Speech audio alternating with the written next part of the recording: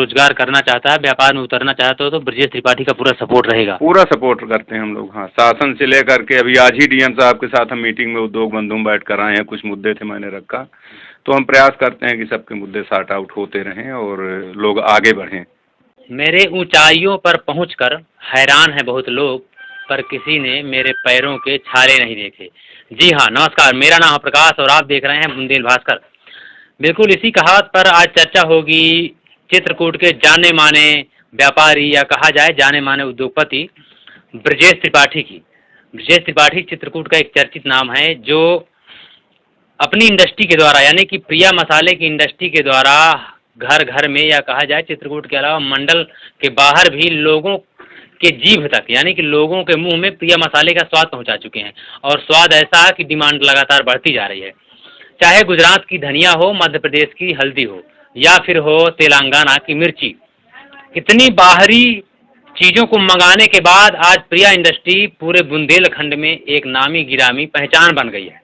लेकिन चर्चा होगी कि आखिर इस पहचान के बाद, यहाँ पहुँचने के बाद ब्रजेश त्रिपाठी कैसे मार्केटिंग में टक्कर दे रहे हैं और कितना चुनौतीपूर्ण हो गया है आज के दौर में बिजनेस करना।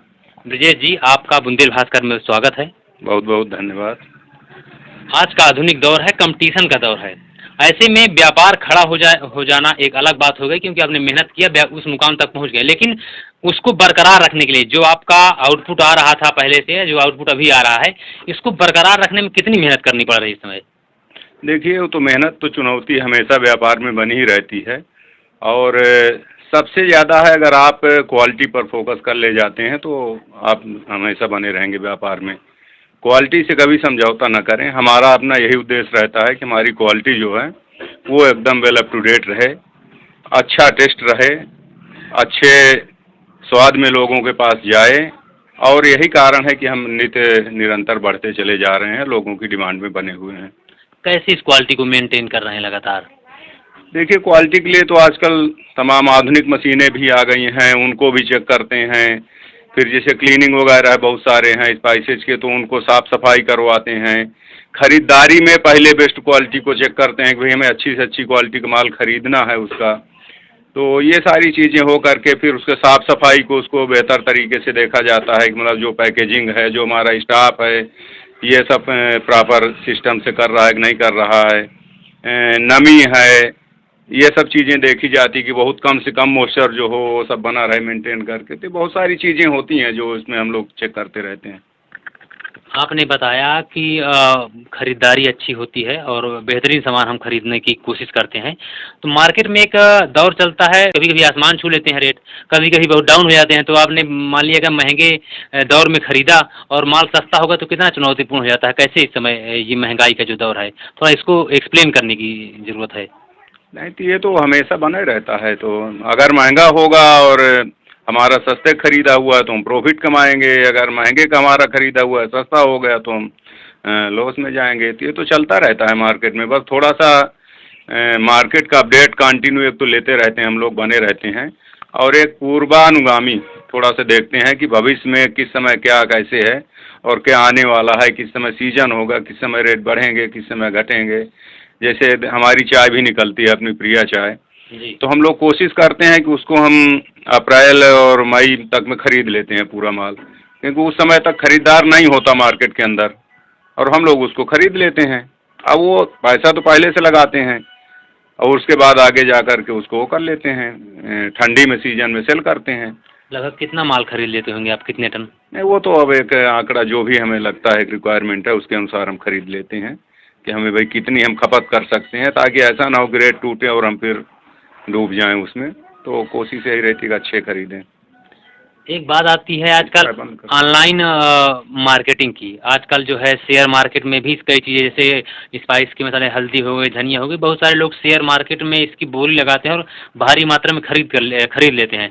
तो उसमें कितना व्यापार में चुनौती सामने आती है? शेयर मार्केट की तरह तो हम लोगों का भी है ना, कमोडिटी मार्केट हमारी होती है, एनसीडेक्स होता है हमारा, तो आजकल तो वहीं से सब मैनेज होता है।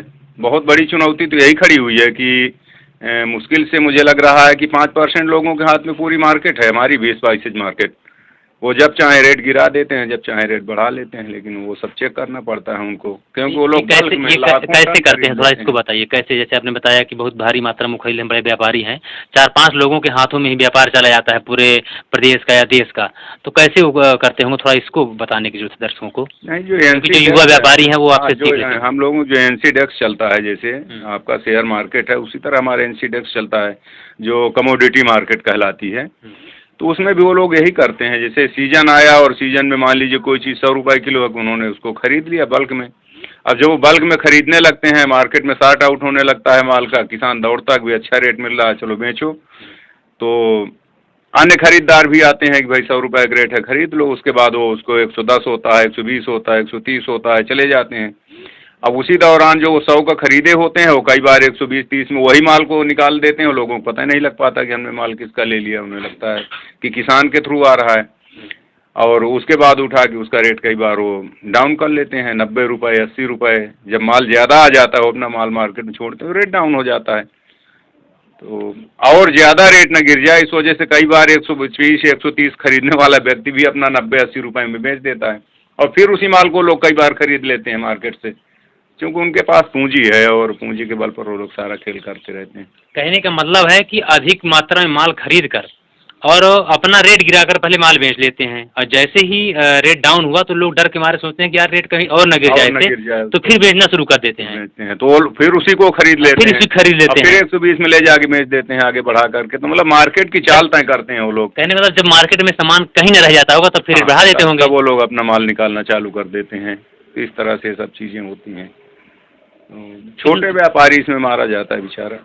छोटा व्यापारी बहुत परेशान हो जाता है। हम्म।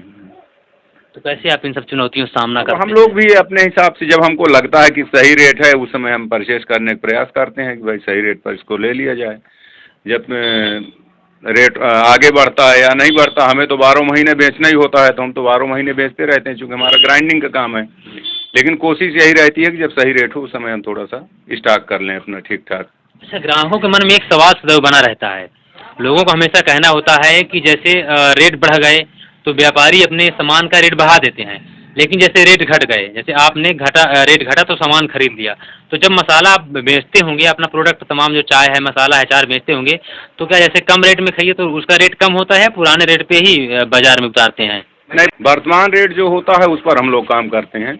जैसे मार्केट में रेट बढ़ गया है, बेशक हमारे पास स्टॉक है तो हम बढ़ाकर बेचेंगे, और अगर रेट गिर गया है, बेशक हमारा महंगे का खरीदा हुआ रखा है, तो रेट हम गिरा कर, क्योंकि दूसरी कंपनियां आ जाएंगी वो रेट गिरा देंगी। हाँ, दूसरी कंपनियां सस्ता कर देंगी तो हाँ, फिर तो मार्केट को अपडेट हमें करना पड़ता है, जो मार्केट मांगेगी वही देना पड़ता है भाई। अगर रेट बढ़े हैं तो बढ़ाएंगे, रेट गिरे हैं तो गिरा देंगे।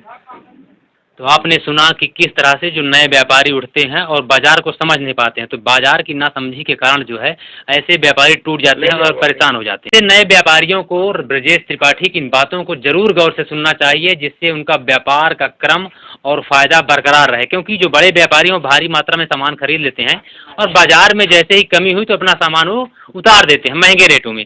इससे जो छोटा व्यापारी है वो बेहद परेशान हो जाता है और घाटे में चला जाता है, और अंततः उसे अपना व्यापार बंद करना पड़ता है। तो जो छोटे व्यापारी हैं, नए व्यापारी जो बाजार में, या कहा जाए कि व्यापार में अभी उन्होंने कदम रखा है, तो ब्रजेश त्रिपाठी पास एक लंबा अनुभव है। उनके इस लंबे अनुभव को आप जरूर सुने और समझें। आपको यदि कोई किसी प्रकार की राय लेनी हो, किसी मशविरा लेना हो, तो ब्रजेश त्रिपाठी संपर्क कर सकते हैं। अपने जनपद के उद्यमियों के लिए तो मैं हमेशा तत्पर रहता हूँ। मेरी अपनी जिज्ञासा रहती है कि मेरे जनपद में ज़्यादा से ज़्यादा उद्योग लगें, ज़्यादा से ज़्यादा जो युवा वर्ग है वो सामने आए, और कोशिश ये करता हूँ कि जो बाहर से प्रोडक्ट यहाँ पर आते हैं वो यहीं मैन्युफैक्चरिंग होने लगे और यहाँ से बाहर सप्लाई हो, ना कि हम बाहर की कंपनियों को खरीदें। तो हमेशा प्रयास ये रहता है हमारा। कई की ऐसी इंडस्ट्री हैं जिनको मैंने प्रमोट किया है और वो अच्छा काम कर रहे हैं। जैसे आपका मऊ में एक लाई की इंडस्ट्री लगी हुई है, मुरमुरा की, वो बढ़िया काम कर रहे हैं। आपका रसिन में नूडल्स की लगी हुई है, वो बहुत अच्छा काम कर रहे हैं, नूडल्स की उनकी चाउमीन बेच रहे हैं। हाँ, तो इस तरह से कुछ बिल्डिंग्स वाले हैं जो हम नई तकनीक की मशीनें उनको मोटिवेट करके मंगवा कर दिया। आपका क्या कहते हैं, स्टील बिल्डिंग वाले हैं जो हमने दरवाजा वगैरह काम चालू करवाए, रेलिंग का, उनको भाई जो चीज़ें कानपुर से आ रही हैं यहीं बनाओ आप लोग। तो वो लोग कर रहे हैं और सफल हैं, काफ़ी अच्छे सफल हैं। तो हमारा प्रयास रहता है कि ज़्यादा से ज़्यादा लोग सक्सेस हों और ज़िले में हमारा उद्योग स्थापित हो, ज़्यादा से ज़्यादा लोगों को फ़ायदा मिले। उससे हमारे रोज़गार भी बढ़ेंगे और हमारा पैसा भी, बाहर का पैसा हमारे ज़िले में आएगा तो ज़िले की ग्रोथ होगी। ये मेरा हमेशा प्रयास रहता है। और चूँकि मैं बुंदेलखंड चैम्बर ऑफ कॉमर्स का प्रतिनिधि भी हूँ, तो अजय मेरी जिम्मेदारी भी बनती है कि मैं अपने व्यापारी साथियों को, भाइयों को आगे लेकर के जाऊँ। मतलब इन सब चीज़ों में किसी प्रकार के यदि कोई रोजगार करना चाहता है, व्यापार में उतरना चाहता हो, तो ब्रजेश त्रिपाठी का पूरा सपोर्ट रहेगा? पूरा सपोर्ट करते हैं हम लोग, हाँ। शासन से लेकर के अभी आज ही डीएम साहब के साथ हम मीटिंग में उद्योग बंधु में बैठ कर आए हैं, कुछ मुद्दे थे मैंने रखा। तो हम प्रयास करते हैं कि सबके मुद्दे सॉर्ट आउट होते रहें और लोग आगे बढ़ें। बाहर जाने की बजाय या बाहर नौकरी खोजने के बजाय या बेरोजगार होने के बजाय बेशक छोटे से शुरुआत करें, लेकिन आने वाले समय में हो सकता है कि वो बड़े इंडस्ट्रियलिस्ट बन जाएं। मतलब अब आपको बाहर जाने की ज़रूरत नहीं है, चित्रकूट में सारी वो उपलब्धता है जिससे आपकी ज़रूरत है, जिससे आप बड़े व्यापारी बन सकें, एक बेहतरीन रोजगार कर सकें। तो यदि आपको रोजगार करना है, व्यापार करना है, तो व्यापारी के कहा जाए कि जो गुरु है, मंत्र है, उनको सीखने के लिए आप ब्रजेश त्रिपाठी से निःशुल्क परामर्श ले सकते हैं और शासन से लेकर के प्रशासन तक की जो सारी प्रक्रिया है वो आपको बेहतरीन तरीके समझाएंगे और उसके बाद आप व्यापार में कदम रखकर अपने व्यापार को एक बेहतरीन शिखर तक पहुंचा सकते हैं।